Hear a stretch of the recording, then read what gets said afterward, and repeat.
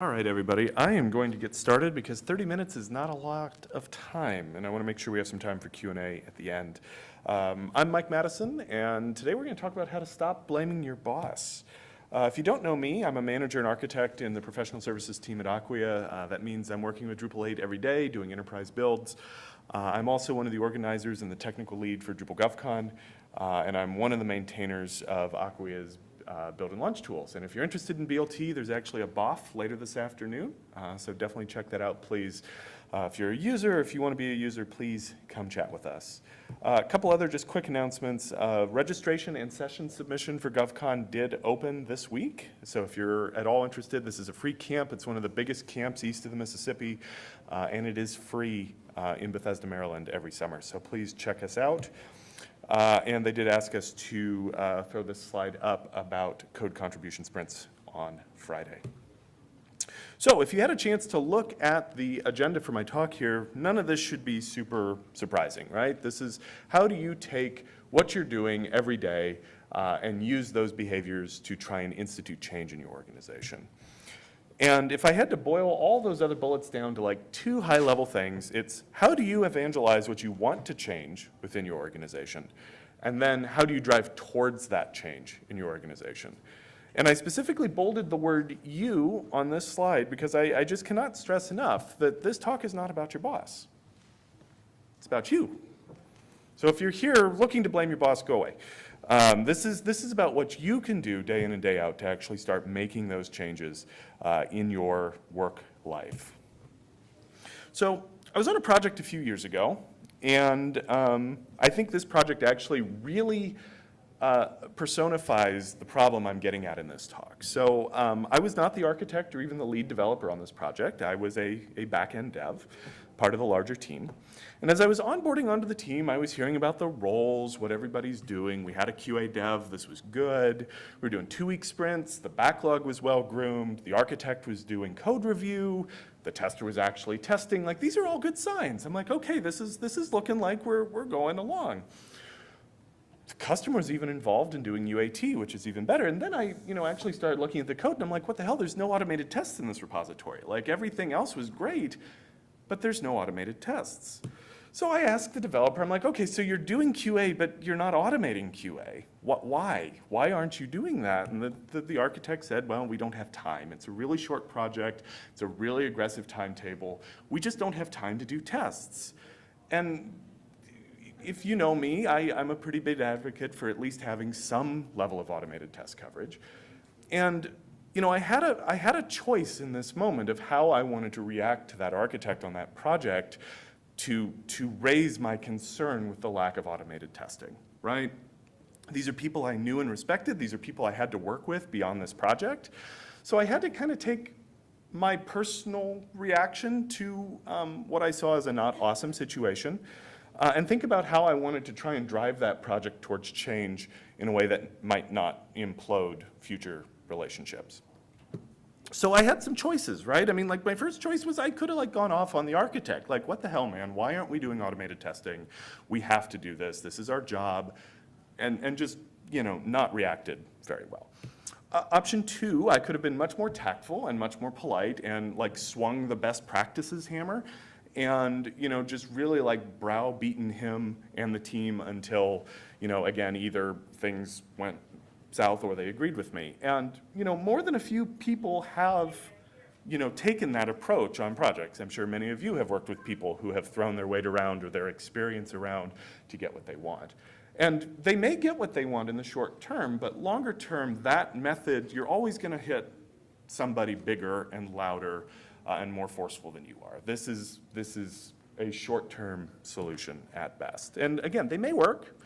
But, for me, what I did in this case is I did some work, I showed them it was possible, and then I worked with the team to actually build consensus. And that's not sexy, that's not exciting, but it does work, right? So in this particular scenario, I actually took some time after work one day.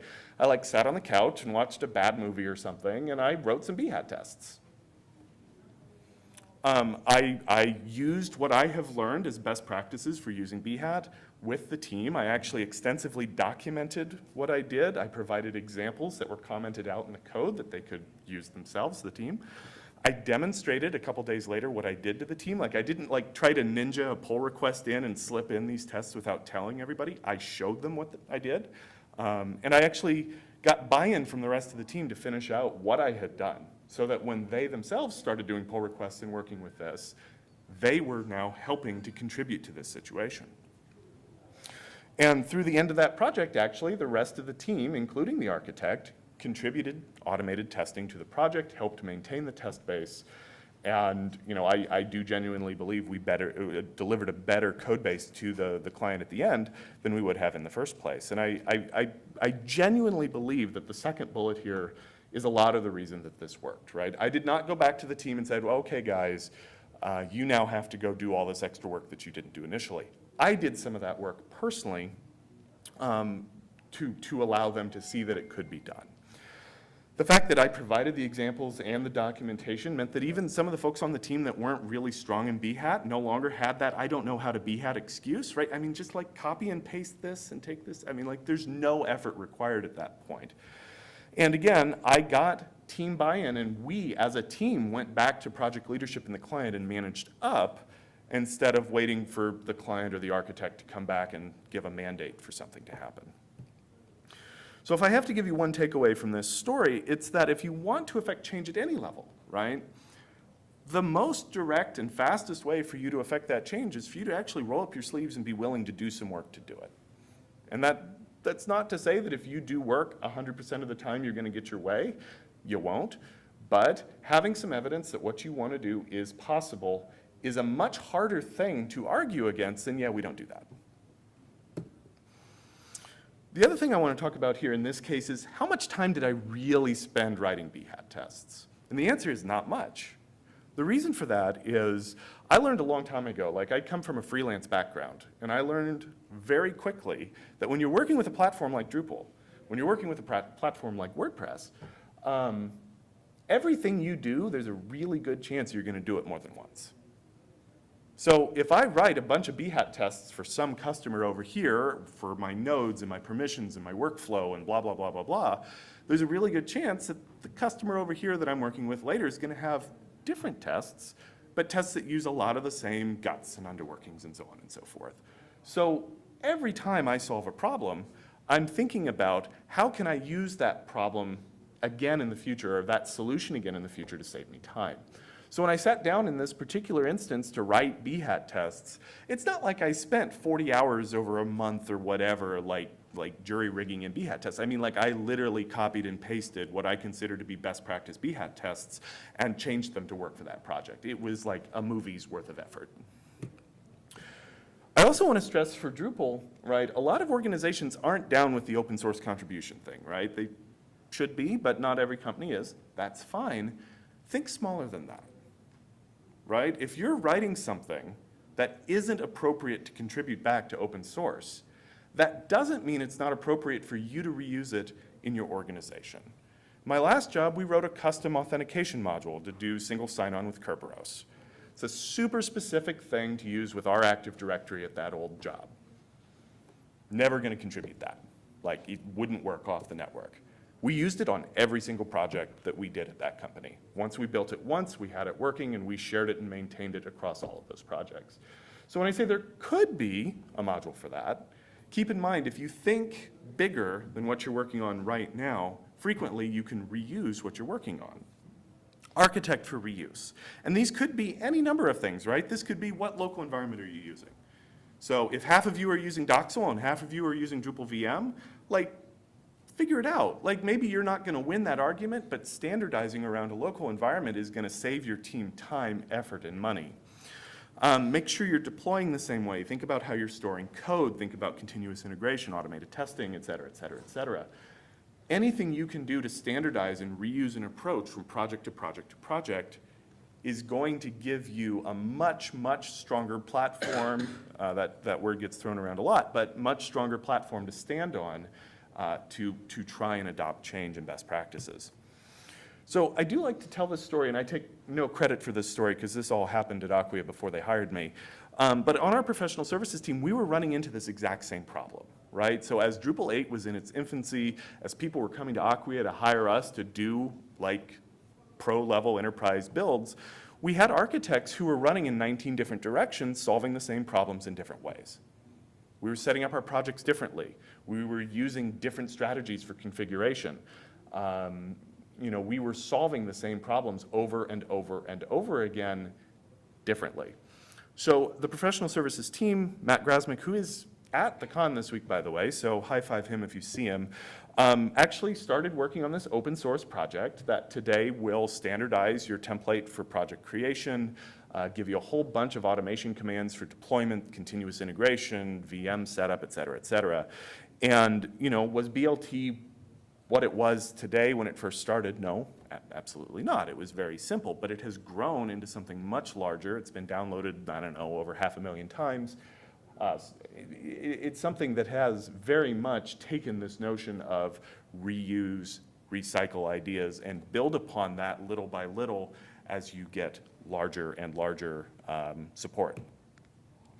So my second takeaway is assume that every problem you solve, you're going to have to solve again. And like, how many times do you get 5 projects into something and go, man, this is exactly like this, or this is exactly like that? I mean, it happens all the time. So if you just assume when you solve a problem that you're going to have to do it again, you're hopefully saving yourself some pain. So let's pretend that you do now have some common BHAT tests or something like BLT in your back pocket, and you've decided it is the best solution in the world, and it's time for your organization to adopt it. There's still a gap there, right? Because just because you've started standardizing or even your team has started standardizing, that doesn't mean that your CIO's office is going to go for it or the SharePoint team's suddenly going to flip over their table and decide to start using Drupal, right? There's still a gap from getting your head and your team in the right space to starting to build that support. And if I had to boil this down to one suggestion, it would be don't be this guy. Now, if you haven't seen the IT Crowd, it's getting a little dated, but it's free on Netflix. You should go watch it. But also, if you haven't seen the IT Crowd, like Moss is the epitome of everything an IT guy does wrong. Every conversation he has, he assumes that the person he's talking to knows as much or more about what he's talking about as he does. He refuses to talk to people at their level. He basically calls everybody who isn't at his level stupid. He's pretty antisocial, which, by the way, if you're antisocial, that's fine. But he's like aggressively like throw you out of his office bad.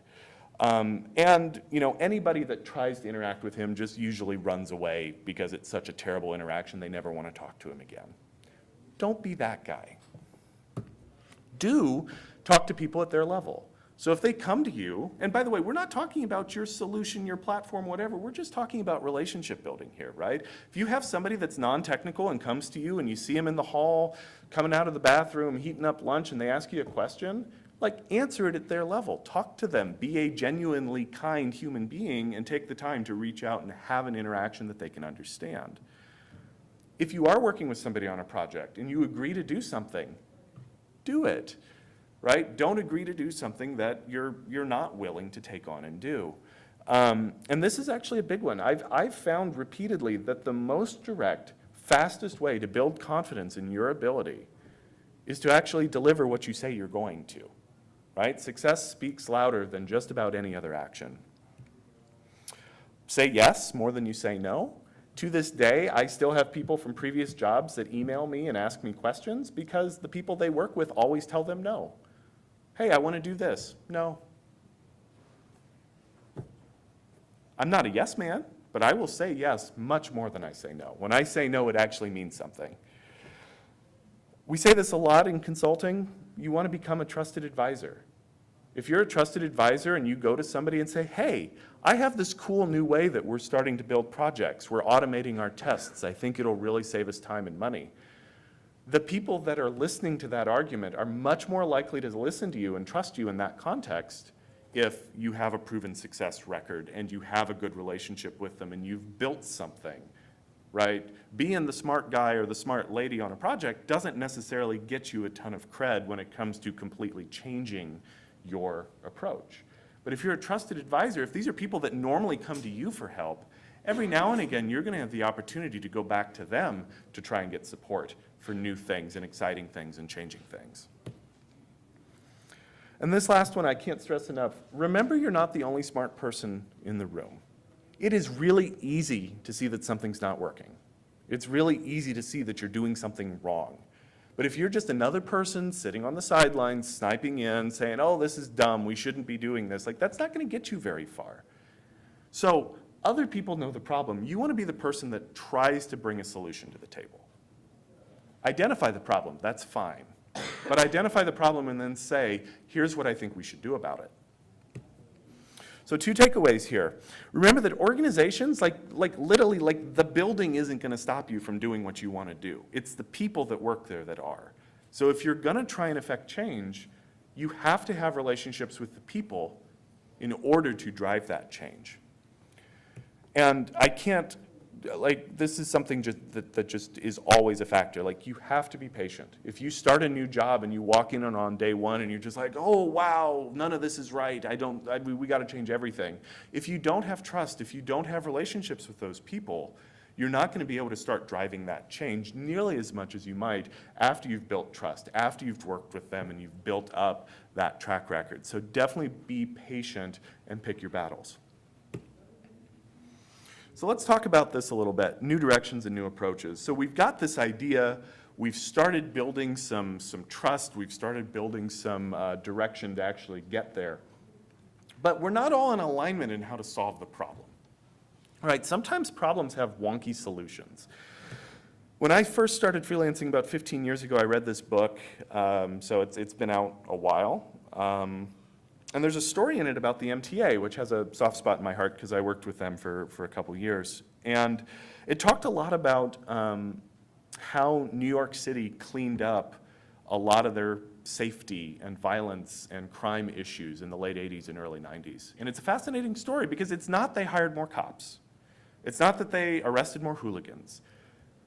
They bought some paint, right? So there's this idea of the broken window fallacy or theory, right? If you're walking down the street and you see a broken window, you're going to assume that where you are is less safe. You're going to assume that where you are is a crappy part of town. And in New York, a lot of that was represented by graffiti, specifically graffiti on the MTA's trains. And they tried to combat this problem for years. How do we stop people from painting our trains? Fun fact about the New York MTA, there are so many trains in New York that they don't have a place to store all of them. So if there's a blizzard, if there's a flood, if there's anything that ever shuts down the entire subway system, they have to physically park the trains in the tunnels because there's no yard big enough to store all the trains. So it's not like you can put the train someplace and lock a gate and keep people away from them. I mean, if you can get into the tunnel, you can get into you can get up to the train cars to spray paint them. So what they did was at several of the turnarounds in the cities, they set up paint stations.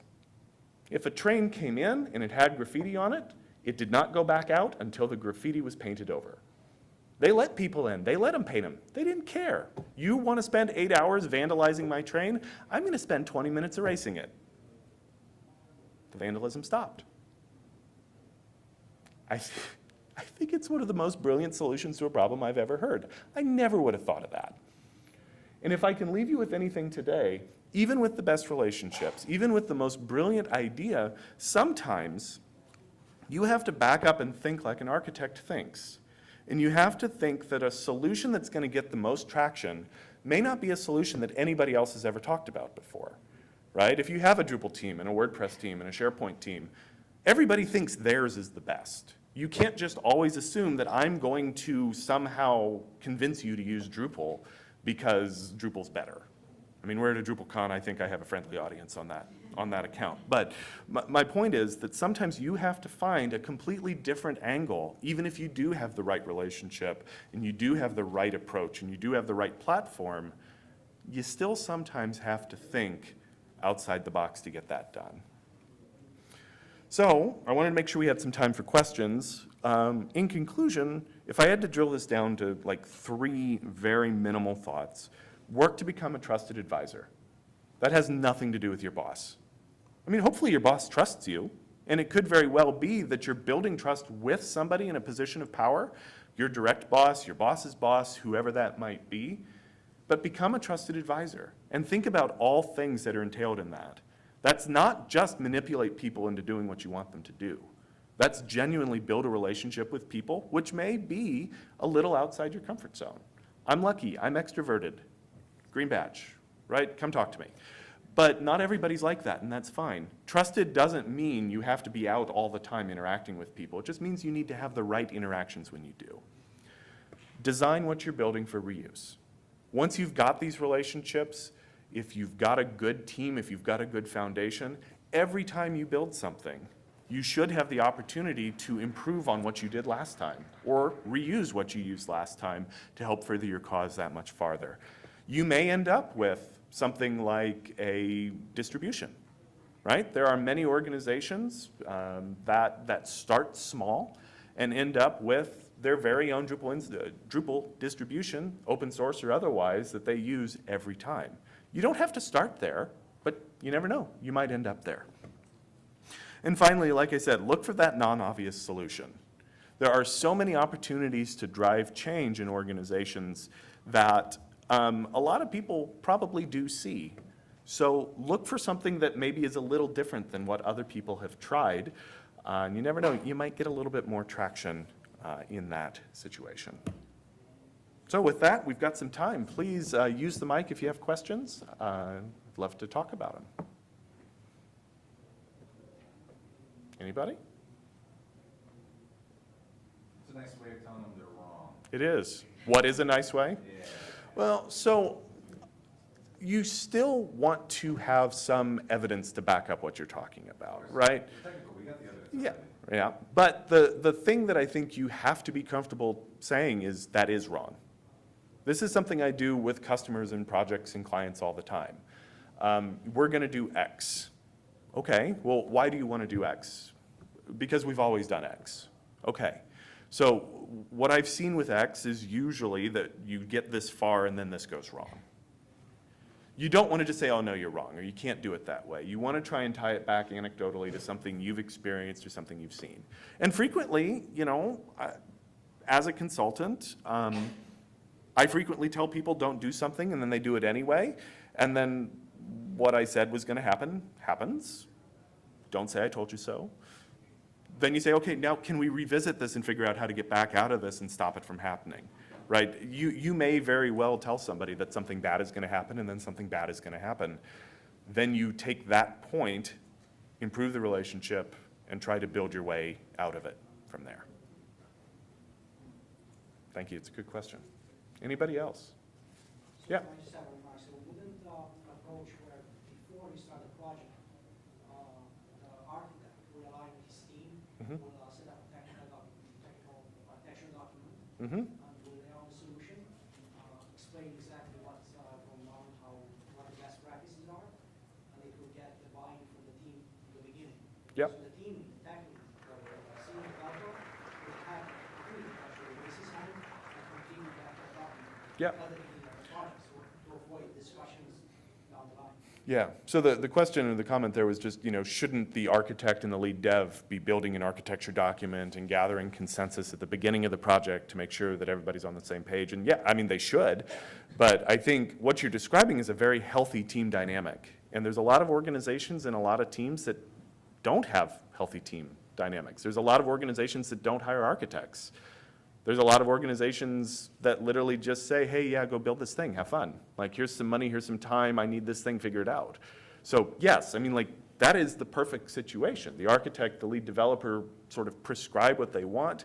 They give the team the opportunity to comment and sort of storm and norm. That's very agile, right? Let's have continuous improvement. Let's figure out how we can work together. That should be your goal. But in my experience, there's an awful lot of organizations that either aren't agile at all, so continuous improvement is incredibly alien to them, or they're not set up to give their development teams or their individual contributors the opportunity to sort of push back and say, I think we should be doing it this way. Yeah. Hi. You spoke about best practices in relation to the hat test. Yes. Can you go into that a little bit more? Yeah, so the question there was just, best practices with BHAT tests, right? I mean, so the best, I think the least controversial best practice with a BHAT test is it should be running on all of your continuous integration builds. It should be running prior to your deployments. And in this case, since we didn't have any tests at all, we weren't doing those things at all. So in that case, for me, the line in the sand was I want to make sure that every pull request has BHAT tests running. I want to make sure that if the pull request does not pass BHAT test, it doesn't get merged. When we merge, we want an integration build to circle around and run the same test again against the entire code base, not just the pull request. That was the short-term goal there. The longer-term goal was to actually have as close to 100% coverage as possible for the custom features and functionalities that were actually built on the site. Best practices there, I think, are probably a little more open to conversation depending on who you're working with. But for me, it's making sure that if a form has custom code to do a form alter and change some behaviors on the form, theoretically there should be a test to make sure that the right level user can go to the form, do whatever it is they're trying to do, see the expected behavior, and also do a negative test. That's just a good testing practice in general. You shouldn't always just test the positive. You should also test the negative because, if all my tests are just testing as an authenticated user, that will never test a problem for an anonymous user. So anyway, I'm happy to nerd out on BHAT test after if you have some more questions there. Yeah. Yeah, can you talk a little bit more about managing up? Yeah. I've gotten to the point before where I've gotten the consensus among the developers, but have been unable to get the managers on board to agree to change the process. Yeah. So the question there is, how do you manage up? And I'll be blunt. Sometimes you can't, right? I mean, like, I have left companies before because I couldn't. Yeah. But I definitely find that one trusted voice is better than an angry voice. A group of voices on a team all saying the same thing is better than one trusted voice. So if you're building consensus on your team, if you're going back to your management or your team lead or whoever, and you're trying to have these conversations, I always say look for the victory you can find. So I work a lot in the government space, as I said. Something I hear a lot from government stakeholders is we really want to use Drupal VM, but we can't because we don't get sudo access on our laptops. That's one you probably aren't going to be able to manage up. Right? Doesn't matter how much you tell them that we have to be able to do this, that's probably something even your boss can't change, right? If your government organization does not allow you to have root level access on your computer, I don't know how high up you'd have to go to get that changed. In that case, I would abandon that fight and start looking for the next best thing, right? If I can't have a local environment or if I can't use Drupal VM, what can I do to give me the same thing that a local would? What's the next best thing? And then, have a fallback point, right? And I found really great success with that compromise model. But it requires you to be able to sort of step back and not just get upset that they're telling you no. It requires you to sort of see the forest, or actually in that case, maybe see the trees in the forest, not the whole forest, and understand, am I even talking to the right person to manage up what I'm trying to fix? And again, that's where relationships really come in handy. Give me just a sec. I thought I saw a hand over here. Nope. Okay, go for it. If I can tag onto that comment. Yeah. That question. When you do that next best thing because you can't do the good thing, the best practice and optimal thing, I recommend start making a log of the bullet wounds. These are the pain points we are enduring and the extra costs and the extra production by doing it the hard way instead of the best practice way to eventually achieve that track. Took me 8 years, but I got that for level access. Yep, that's awesome. Congratulations to you. No, anyway, just for the recording, he was saying if you do have to have a fallback point and if you do have to perhaps not do the best practice, keep track of what you have to do to work around that because it may help your argument in the future. Make them understand. Yeah, for sure. Other questions or comments?